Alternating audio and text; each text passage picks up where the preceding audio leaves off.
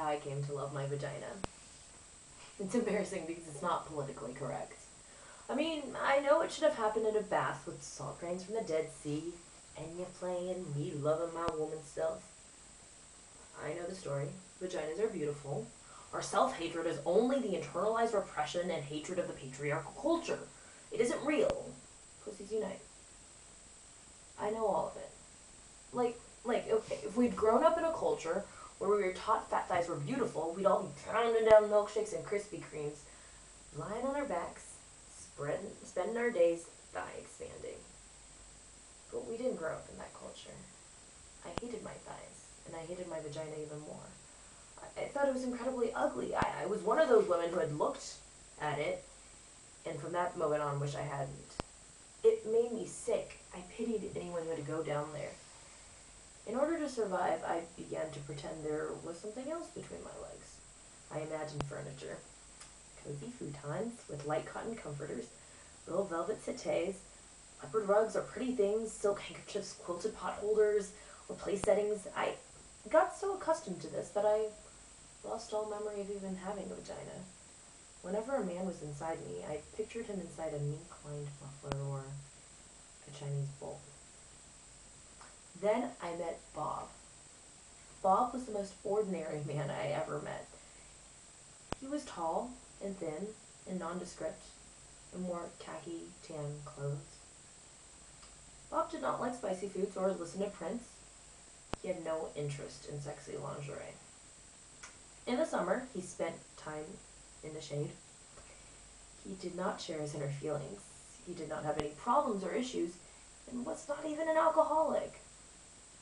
He wasn't very funny, or articulate, or mysterious. He wasn't mean or unavailable. He wasn't self-involved or charismatic. He didn't drive fast. I didn't particularly like Bob. I would have missed him altogether if he hadn't picked up my change that I dropped on the deli floor. When he handed me back my quarters and pennies, and his hand accidentally touched mine, something happened. I went to bed with him. That's when the miracle occurred. Turned out, Bob loved vaginas. He was a connoisseur.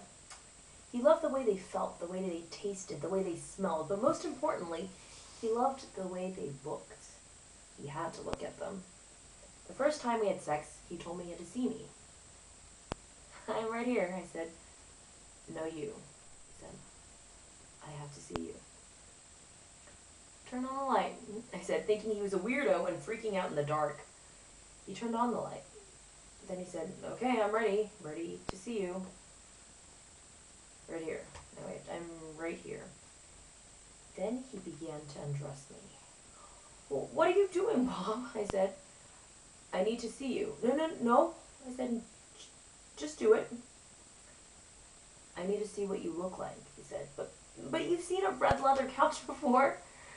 Bob continued. He would not stop.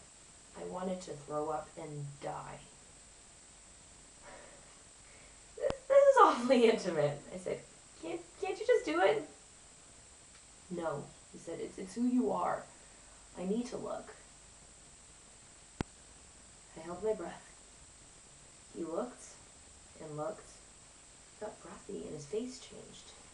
He didn't look ordinary anymore. He looked like a hungry beast. You're so beautiful, he said. You're elegant and deep and innocent and wild. You saw that there? I said. It's like you read my palm. I saw that. And much, much more, he said. He stayed looking for almost an hour, as if he were studying a map, observing the moon, staring into my eyes, but it was my vagina. In the light, I watched him looking at me, and he was so genuinely excited, so peaceful and euphoric. I began to get wet and turned on. I began to see myself the way he saw me.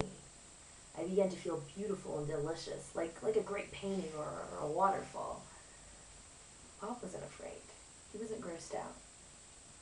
I began to swell, began to feel proud, began to love my vagina. And Bob lost himself there, and I was there with him, in my vagina.